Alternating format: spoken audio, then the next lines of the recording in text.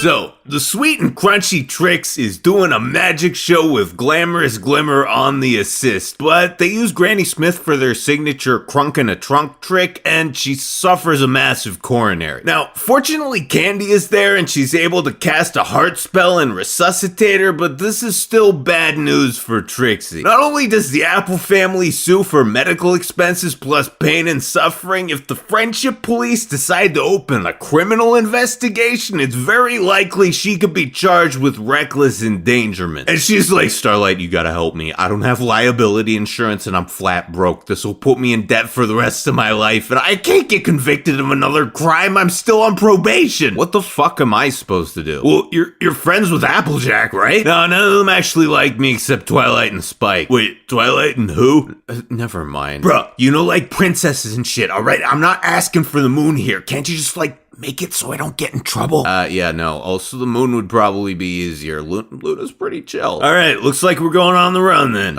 We? Yeah, I mean, what's tying you down here? My job and my friends? Guidance counselor is the gayest job ever, and you just said it yourself. Nobody actually likes you.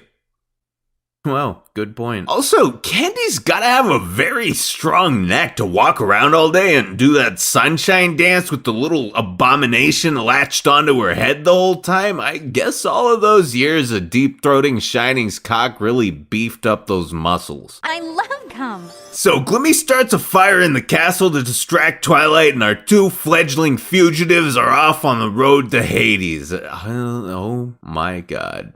Wait. They probably sing a song about it. Is this what I think it is? We're off on the road to friendship.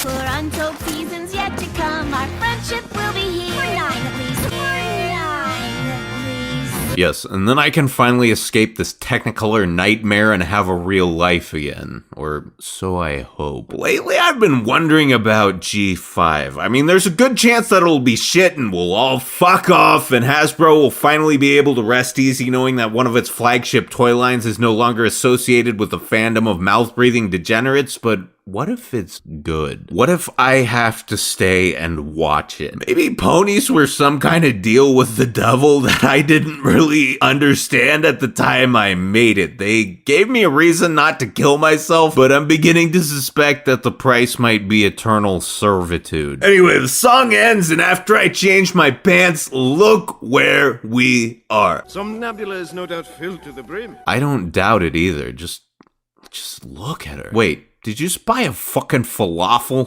Yeah, why? That's like half our money, you dumb whore! Wow, you're being falafely rude right now? Yeah, because we're fucking broke now! Alright, look man, it was a terrible decision and I falafel about it. Stop it! Oh shit, look! It's the get on in! Get on in! Now, after the falafel debacle and a harrowing line standing incident, our two protagonists are starting to experience some salt buildup, and all they want to do is get on in, get it on, and get to sleep. However, it seems that Somnambula's every last hole is full, and they're forced to sleep in the wagon where there's zero fuck space and hardly enough room to move. Trixie, what is this? Well, you were snoring like a buzzsaw and I had to shut you up somehow. These aren't clean, are they? Hey, it's aromatherapy. Gross. Okay, for real though, you fucking tiny horses have magic that can control celestial bodies and manipulate time, but nobody's invented earplugs yet. Anyway, the combination of stress, sleep deprivation, hunger, and just having a slew of mental health problems in the first place finally gets to these two, and Trixie's like, here, Starlight, have the last carrot. I know how much you love putting long, hard objects down your throat. Oh no, you can keep it. You'll need it for a while after this. Man, maybe it's just my autism goggles, but I can't see this as anything else but the quintessential lover spat. Glimmy even throws all of Trixie's shit out of the house. People who aren't fucking don't argue like this. And so Triska's like, I never loved you anyway, and she runs off into the woods or desert equivalent thereof, but when she comes back in the morning... Who said you could do that? No, Pony, I just did it. Hey, Starlight, just come over here for a second. We need to have a little chat. Okay, just a little powwow, you and me, just unpack this for a second. Have you been feeling lightheaded recently? Dizzy? Maybe you inhaled a little too much of Trixie's ball vapor? This whole fiasco is presented as though both parties are being equally unreasonable, but that is not the case, my friend. This is a historic moment, because right now I can say something that I never thought I'd be able to say, even if the show ran for 30 seasons.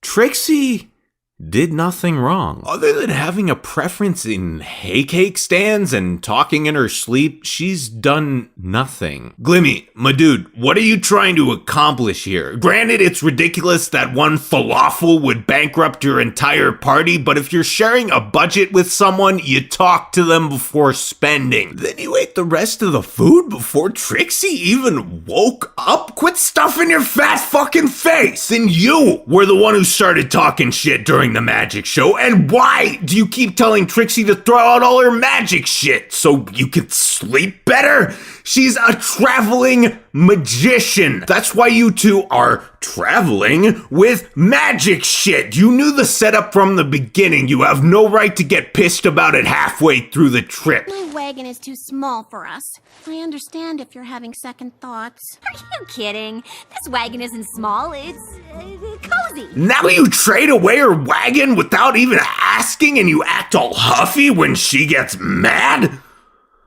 What in tarnation, Starlight? What the hayseed? You and Trixie are dead even now. You just cashed in all your bitch chips, and it is a new game from here on out as far as I'm concerned. Trixie, it's stuck. Trixie, hey, Trixie, your thing is stuck on a thing. Trixie, you can't just pull on it. It's not gonna go. You know how like sometimes you're trying to get a thing to go, but it won't fucking go? That's what being stuck is, when they don't go because they're stuck. Trixie. Oh shit, my wagon! Oh bro, it's my wagon. Look, thanks, but that bitch traded without even asking me, and it's causing me a huge amount of stress, so let's just switch back, cool? I apologize, but I have a strict no-takesies backsies policy on this kind of stuff. But the whole reason you offered to do this was because you like me and you wanted to help me, right? Yeah, I mean, granted, there's that, but I mean, fuck you, apparently. So, are you just fucking with me or what? I am not sure I even know. Fortunately, right then, Glamour's brain stops shitting itself and she returns with wagon in tow, but I swear to God, this guy just likes fucking with him. Glimmy has to beg him, and he's finally like, alright, I'll give it back if you can provide notarized proof of friendship. Alright, you want proof? Here's proof.